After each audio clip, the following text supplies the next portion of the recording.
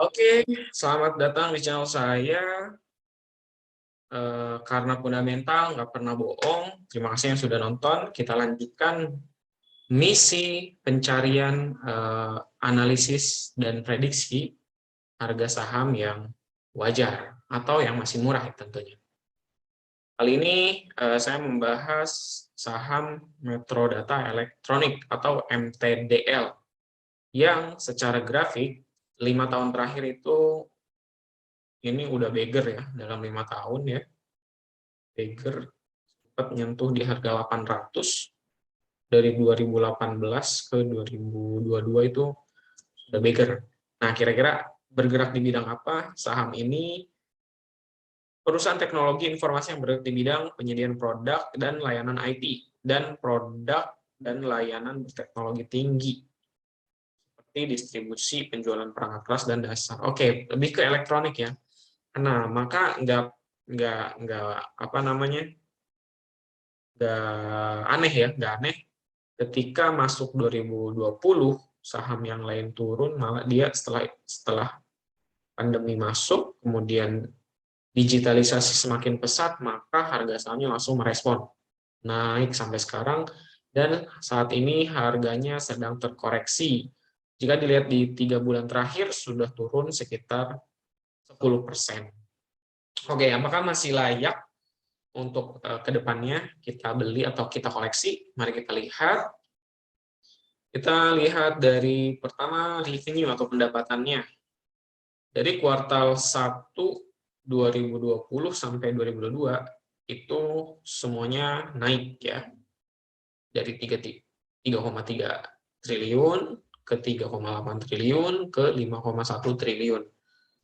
Kemudian net income, laba bersihnya dari 2020 kuartal 1 94 miliar, kemudian 122 miliar ke 165 miliar. Berarti bertumbuh nih dalam 3 kuartal tahun terakhir.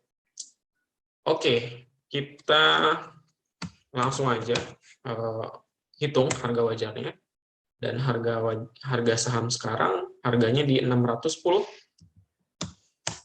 Ini saya menghitungnya di tanggal 25 Juni 2022. Revenue-nya tadi udah kita lihat naik, net income-nya naik secara kuartal tahunan di 3 tahun terakhir. PE ratio tahunannya di 11,37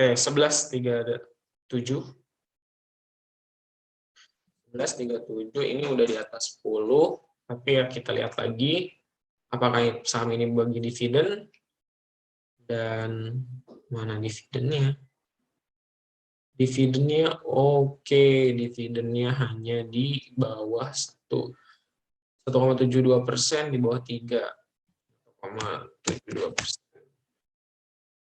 Oke, kalau secara dividen dilihat tidak menarik ya, jadi tidak besar. Apakah saham yang sudah beggar ini masih menarik secara harga? Kita lihat EPS-nya. Maka kalau dilihat secara EPS tahunannya dari 2016 sampai dengan 2021 itu naik terus. Maka kalau EPS 2021 207, kita lihat kuartal 1 2002, kuartal 1 2022 itu EPS-nya 13 ya. Wah, kecil nih, turun.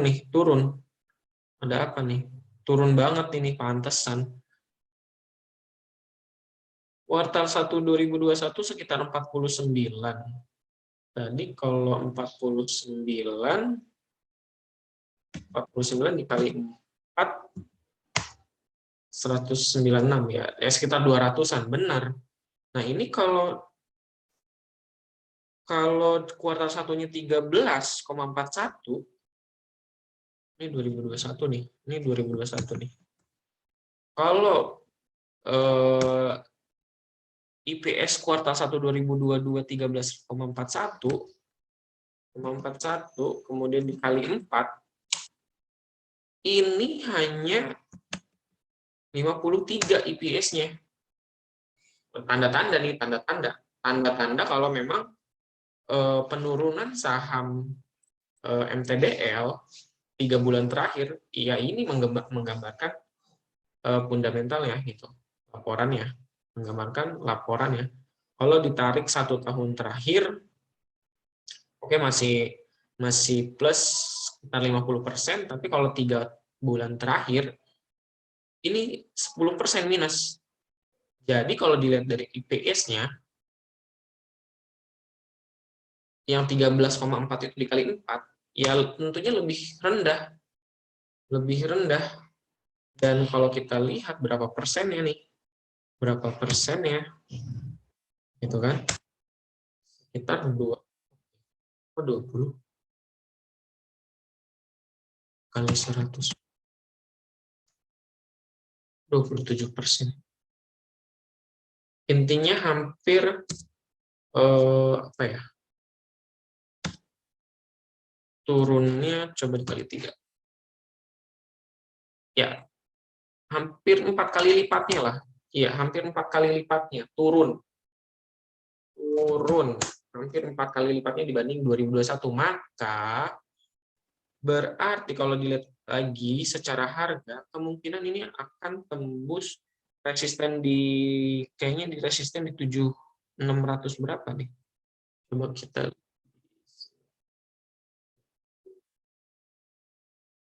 1 tahun terakhir. Ini turun, berarti resisten di harga 635 udah tembus. Selanjutnya di harga, oke, resisten gedenya nih di 580 nih, di 580. Kalau harga 580 jebol, 580 jebol, maka akan downtrend. Itu karena dilihat dari biasanya udah 4 kali calon 4 kali lipatnya. 4 kali lipatnya nih. Kan? Dikali 4 nih. 4 kali lipatnya turun dari 2021. Berarti IPS turun drastis ya. Turun drastis. Ini bukan berita bagus nih, bukan berita bagus. Jadi bagi teman-teman yang masih punya MTDL, harap hati-hati ya. Perlu mencermati penurunan IPS ini. Kemudian kita lihat ROA-nya, ROA.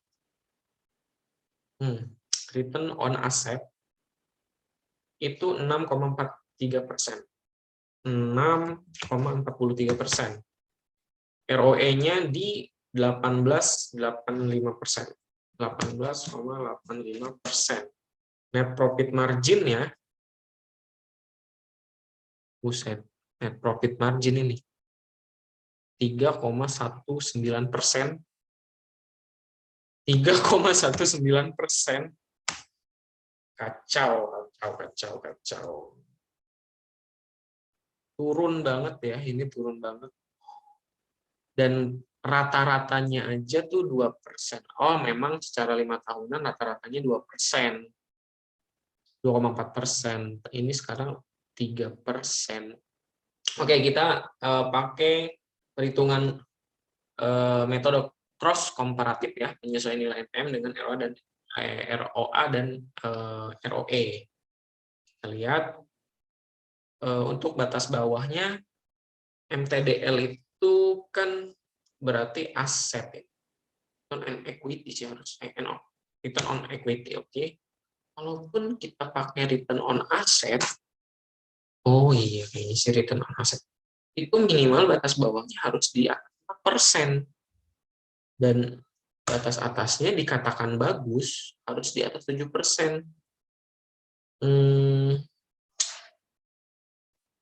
Nggak bagus. Nah, ini tanda-tanda nih. Tanda-tanda.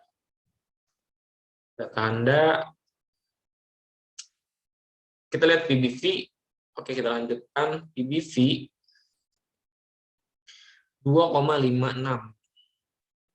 2,56. Kemudian penyesuaian PBV dengan ROE, ROE-nya 18, berarti 1,8.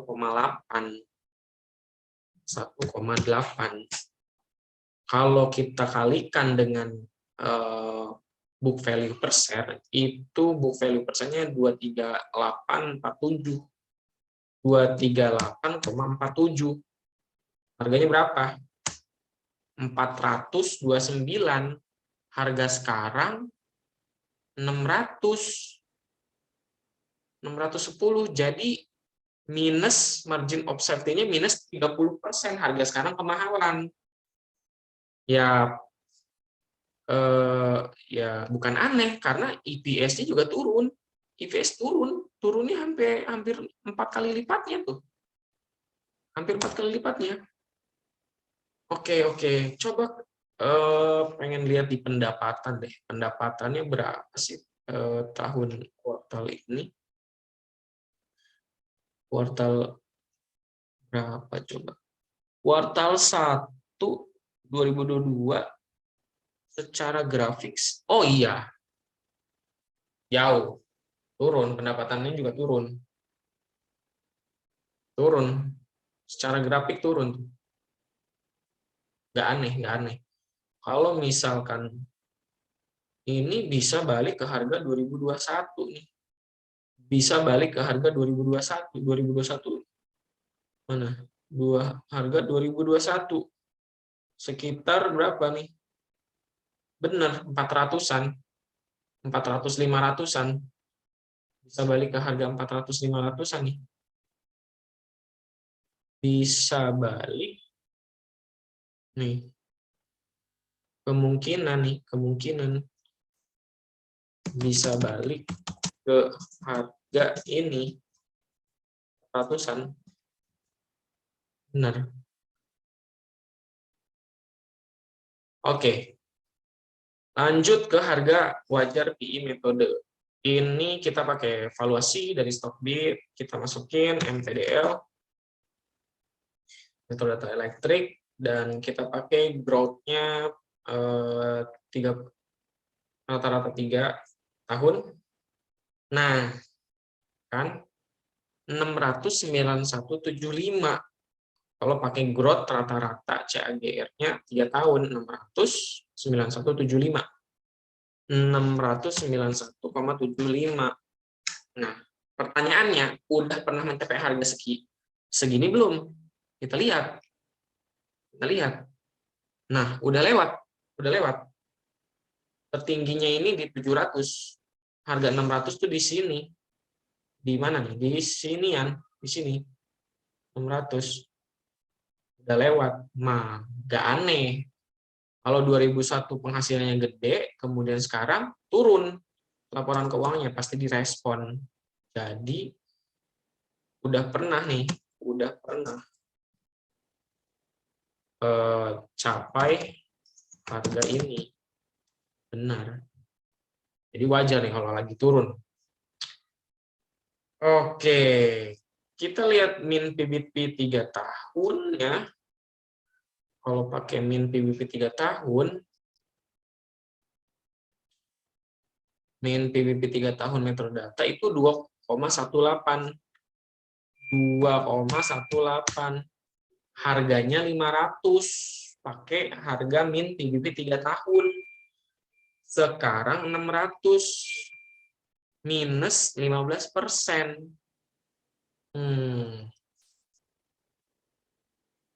Harga sekarang 600.